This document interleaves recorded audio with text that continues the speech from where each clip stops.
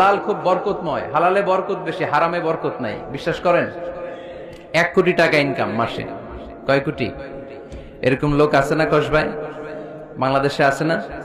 1 কোটি টাকা ইনকাম, কোটি টাকা ইনকাম তার। কিন্তু বছরে কোটি কোটি টাকা তার ইনকাম, 1 মাসে ইনকাম 1 কোটি টাকা। কিন্তু দেখা যায় মাসে একটা হসপিটাল বিল পরিশোধ করতে তার চলে যায় 50 লাখ টাকা। আছে না নাই? ওয়াইফের ক্যান্সার, যার নেই কোনো অ্যান্সার। ছেলে ইয়াবা খায়, ওরে দেয়া লাগে 20 লাখ। বাড়ি ভাড়া, খাওয়া দাওয়া ইত্যাদি খরচ শেষে দেখা যায় মাস শেষে আরো 20 লাখ ঋণের মধ্যে পড়ে আছে। আছে না নাই?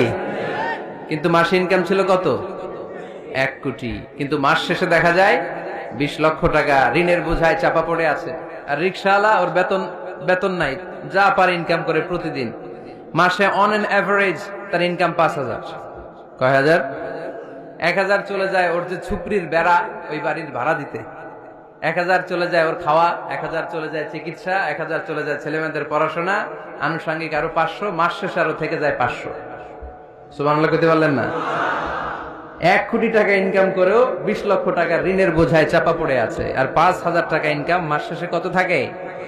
500। কারণ ওর পুরো ইনকামটাই হালাল। ওর পুরো ইনকামটা কি?